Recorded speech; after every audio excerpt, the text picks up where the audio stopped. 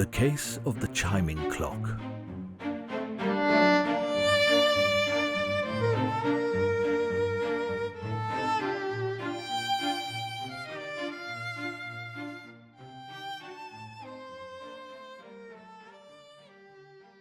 The following account details one of the most intellectually stimulating and emotionally charged cases of Sherlock Holmes's career, one that not only tested his unparalleled deductive reasoning, but also his resolve as a friend.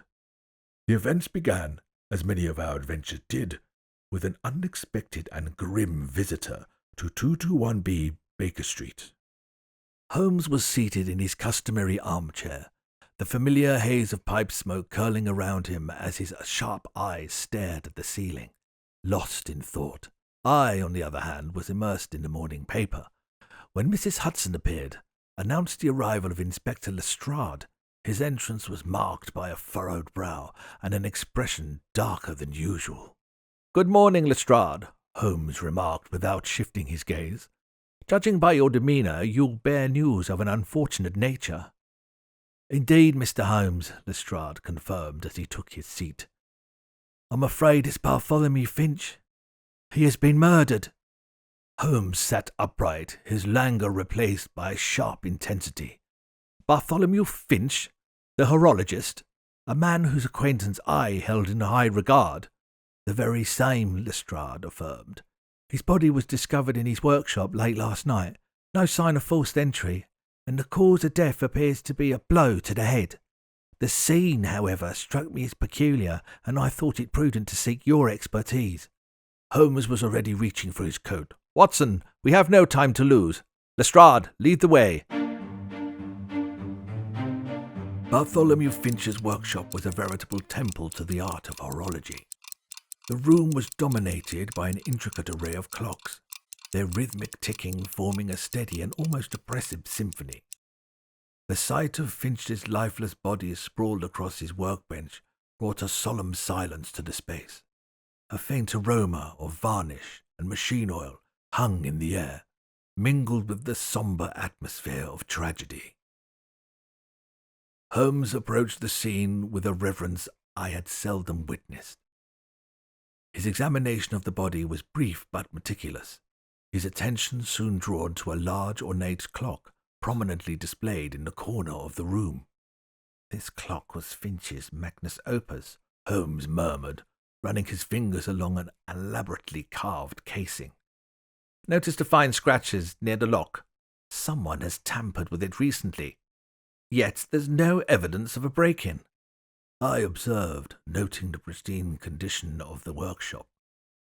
The window panes were intact. The latch on the main door showed no signs of force, and Finch's tools remained meticulously arranged. "Indeed," Holmes replied. "This suggests the perpetrator was either familiar to Finch or gained access through subtler means.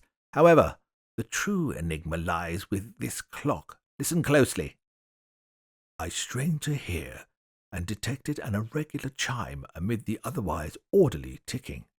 The sequence of notes seemed deliberate, almost as if they were attempting to communicate something. "That's no flaw," Holmes declared. "It's a cipher, a message deliberately embedded within the mechanism. Finch's genius remains evident even in death." Holmes spent the next several minutes examining every detail of the workshop, pausing occasionally to make terse observations. He inspected Finch's tools, meticulously arranged along the workbench, and jotted notes on the state of the room, the angles of the clocks, placements, and even the shadows cast by the dim lighting. The sense of methodical purpose he exuded was almost hypnotic. "Lestrade," Holmes said suddenly, "what of Finch's personal life? Was there anything or anyone that might wish him harm?" "Not that I'm aware of," Lestrade admitted. "He was well respected, if somewhat eccentric. Spent most of his days here working on his clocks."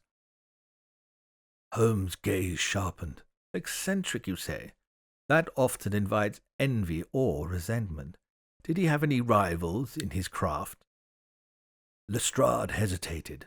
"There's Edward Mornay, another horologist, though of a less savoury reputation. Finch and Monet were competitors, but I never heard of anything outright hostile. A lead worth pursuing, Holmes mused. But first, this clock demands our attention. Back at Baker Street, Holmes immersed himself in deciphering the peculiar chime sequence. The sitting room became a workshop of his own, strewn with notes, diagrams, and hastily scrawled calculations. Hours passed as Holmes meticulously tested his theories, his focus unbroken even by the slightest distraction. I observed in awe, occasionally venturing to ask questions that Holmes would either answer with brief explanations or dismiss entirely with a wave of his hand. "It is as I expected," he said at last, his eyes alight with discovery. "The very sequence corresponds to our alphanumeric cipher. Once decoded, it reveals a hidden compartment within the clock." After deciphering the cipher, Holmes carefully set the clock hands to the precise positions dictated by the code. I watched perplexed as he manipulated the hands with deliberate precision. I couldn't help but remark, But Holmes, surely the hands of the clock naturally pass through these positions during the day. What prevents the compartment from opening inadvertently?" Holmes smiled wryly and set aside his tools for a moment. "Ah, Watson, Finch was a master of his craft, not merely in horology, but in the art of secure design. You see, the mechanism for the hidden compartment was engineered to require more than a fleeting alignment of the clock's hands. While the hands may indeed reach these positions during regular operation, the secret mechanism is decoupled from the natural motion of the clock.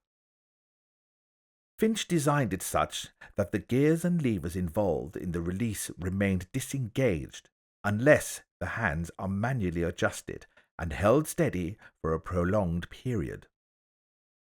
Only then will the concealed latch activate and reveal the compartment." He paused, his eyes reflecting the depth of his admiration for Finch's ingenuity. The constant motion during normal timekeeping ensures that any accidental alignment is too brief to trigger the release. It is only through deliberate, sustained action that the mechanism's full sequence is activated. Thus, Finch's secret remains secure unless one knows the exact method to unlock it. I nodded, the mystery unravelling before me. We returned to Finch's workshop, where Holmes carefully dismantled the clock. Within the concealed compartment he discovered a folded note penned in Finch's distinctive hand. "To my esteemed friend Sherlock Holmes," the note began.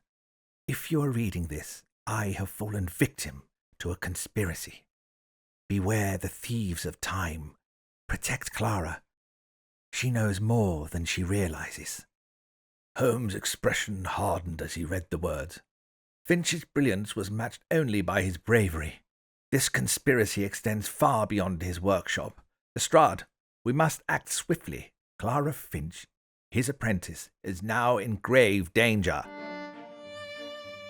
Clara Finch, a young woman of remarkable talent and fortitude, welcomed us into her modest workshop.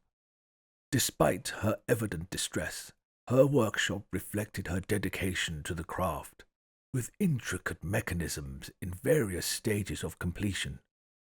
The scent of oil and metal filled the air, and the rhythmic ticking of incomplete clocks was oddly soothing amidst the tension. "He told me to hide. I saw a masked man striking down after he refused to reveal something about the clock. I'm sorry I couldn't do more." "You have done more than enough, Miss Finch," Holmes assured her. "Do you recall him mentioning an old clock tower or hidden workshop?" Her eyes widened. "Yes, he often spoke of a tower where he kept his most private research. I believe it holds the answers you seek." Holmes nodded, and his expression grew contemplative. Finch was meticulous in his secrecy, and he would not have chosen this location lightly. "Watson, fetch my map." At Baker Street, Holmes laid out a detailed map of London and the surrounding regions. He cross-referenced Finch's journals and notes we had collected. Seeking a pattern or clue to the tower's location, His fingers danced over the map, stopping at seemingly random points as he muttered to himself. Finch's description of a tower aligns with a structure constructed in the mid-18th century, Holmes began. He once mentioned to me the peculiar acoustics of its bells, an anomaly caused by the tower's placement near the Thames. Combine that with the detail of private research, and I believe the tower in question must be St. Eligius clock tower in the city's outskirts. It is isolated enough to ensure secrecy and close enough to the river to match his description. Lestrade raised an eyebrow. St. Eligius, that old ruin, it's been abandoned for years. Precisely why it would serve Finch's purpose, Holmes countered. Watson, pack your bag. We leave by train within the hour. The journey to St. Eligius was marked by Holmes's characteristic silence as he contemplated the task ahead. The rhythmic clatter of the train wheels seemed to echo the ticking of a massive clock, heightening the sense of urgency. When we alighted at a small, desolate station, a chill wind greeted us, carrying with it the scent of the nearby river. A hired carriage took us the remaining distance. As we approached the river, its silhouette loomed against the darkened sky, an imposing reminder of time's inexorable passage. The structure was weathered but sturdy, its once pristine facade now marked with the ravages of time. This, Holmes declared as we disembarked, is where Finch's final secrets lie. The clock tower loomed over the city like a sentinel of time, its mechanisms rusted but still operational. Inside, the air was thick with the scent of oil and dust, and the rhythmic clanging of the gears reverberated through the structure. Each step up the creaking staircase heightened a sense of anticipation. The atmosphere was like one of oppressive secrecy. The dim light filtering through cracked windows added to the foreboding air. At the summit, we discovered a hidden workspace brimming with Finch's meticulous research. Blueprints, sketches, and notes detailed a series of thefts involving rare and invaluable timepieces. Diagrams of stolen clocks adorned the walls, and an open ledger revealed the names of syndicate members. Each entry seemed to corroborate the timeline of crimes stretching back years. "This is Finch's great discovery," Holmes declared. "He unravelled a network of criminals, but it cost him his life." Holmes's discovery at the clock tower would only serve as the beginning of a much larger enigma. The ledger contained coded correspondence between the members of the syndicate. These communications hinted at a shadowy mastermind orchestrating the thefts, not just for profit, but for some darker purpose still shrouded in mystery. "This mastermind," Holmes remarked as he pored over the documents back at Baker Street, "has employed these thieves to fund a far greater and more insidious endeavour. What that is, however, remains frustratingly out of reach." The following weeks were consumed by a series of wild goose chases across London and beyond. Clues led Holmes to the port of Southampton, where rumours of smuggled goods tied to the syndicate surfaced. A coded message in the ledger brought us to the industrial hub of Birmingham, where a watchmaker unknowingly supplied the criminals with custom mechanisms. Yet, every lead brought us no closer to uncovering the identity of the elusive mastermind. In a particularly tense moment, Holmes intercepted a shipment bound for a remote manor in the countryside. The contents, a collection of stolen timepieces, revealed no further insights into the mastermind's identity, but confirmed the syndicate's vast reach. Each piece of the puzzle seemed to expand the scope of the conspiracy, but the core mystery remained frustratingly intact. "It's as if he's toying with us," Holmes admitted during a rare moment of candour. "This man, whoever he is, has woven a web so intricate that even I struggle to untangle it." Returning to London, Holmes resolved to refocus on Finch's murder, determined that solving the immediate case might shed light on the larger conspiracy. We revisited Clara Finch, who had uncovered additional notes hidden among her mentor's belongings. These documents included sketches of a peculiar clock, one that Holmes identified as a prototype linked to the stolen timepieces. This clock, Holmes deducted, must have been the reason Finch was targeted. The mastermind feared it would expose the syndicate's operations. The trail led us to a final confrontation back at the clock tower. The clock tower loomed ahead, its Gothic spire piercing the twilight sky. As Holmes and I approached the dilapidated structure, a sense of foreboding grew with every step. The gears within the tower emitted a steady, ominous grind, like the heartbeat of some ancient slumbering beast. Holmes, his gaze fixed on the darkened windows above, seemed utterly unperturbed, though I could feel the tension radiating from him. Holmes slowed his pace as we neared the entrance. "Observe the footprints in the dust, Watson," he murmured. "Heavy boots. At least 3 individuals, and recently made. We are not alone." Inside, the air was damp and laced with the scent of rust and oil. The wooden staircase spiraled upwards, creaking underfoot. Each step seemed louder than the rest, as though the tower itself sought to betray our presence.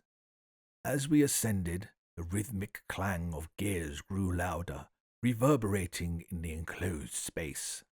Reaching the upper chamber, we stepped into a room dominated by a massive clock face, its translucent panes faintly illuminated by the fading daylight.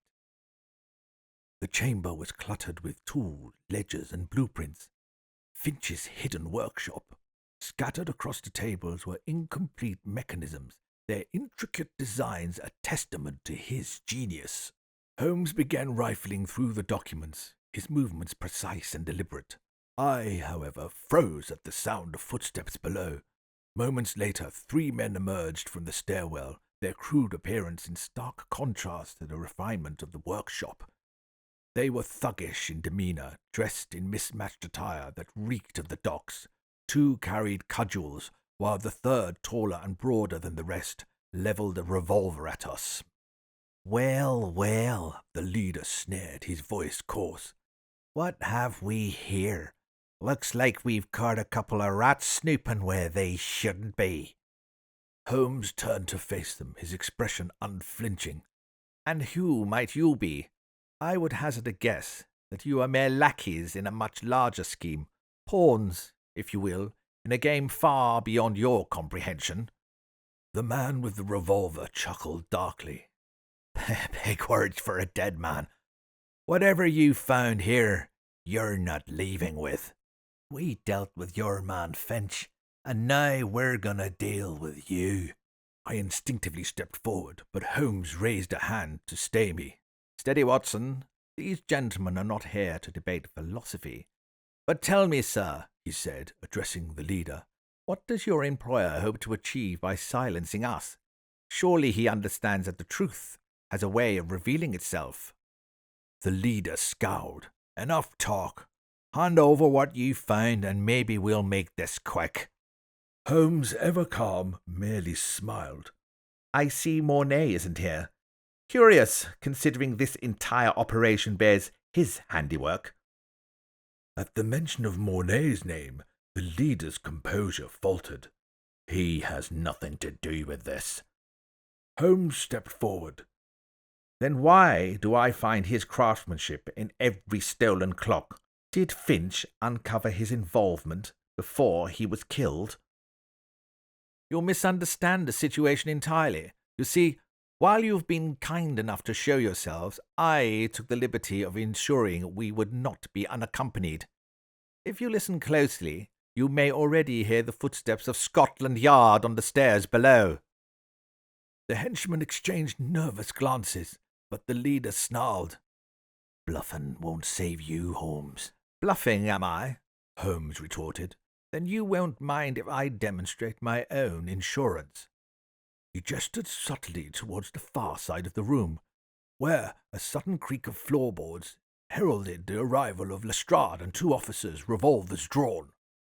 "Drop the weapon," Lestrade commanded, his voice ringing with authority. The leader hesitated, his grip tightening on the revolver, but his accomplices, clearly less inclined towards heroics, dropped their cudgels and raised their hands. "You've no idea who you're dealing with," the leader spat as he reluctantly surrendered his weapon. "This ain't over." Holmes stepped forward, his piercing gaze locking onto the man. "Oh, I have an excellent idea of who I'm dealing with. You are but a symptom of a larger disease, and I intend to root it out." As the dust settled, Lestrade approached. "Quite a mess, Mr. Holmes." "Indeed," Holmes replied, "but the mastermind remains at large." As Lestrade's men secured the criminals, Holmes turned his attention back to the workshop. Among the scattered papers and blueprints, he uncovered a compartment hidden within the base of the incomplete clock. Inside was a leather-bound journal, its pages filled with cryptic notes and diagrams. "This journal," Holmes declared, "is the key to unraveling Finch's final mystery, but it is only a piece of a far larger puzzle." The confrontation over, we descended the clock tower with the captured henchman in tow. Yet, even as justice had been served for the moment, I could not shake the feeling that Holmes' words were more prophetic. The mastermind behind these men, and the conspiracy that had claimed Finch's life, remained at large, his true intentions still shrouded in shadow. Yet, even with the syndicate dismantled and Finch's murder solved, the mastermind remained elusive. Holmes reflected on this as we sat in the quiet of Baker Street, the case's loose ends weighing heavily on him. And so the case of the chiming clock closed with justice for Finch. But the enigma of the shadowy mastermind lingered, a chilling reminder that even Holmes's unparalleled intellect could not pierce every veil of mystery.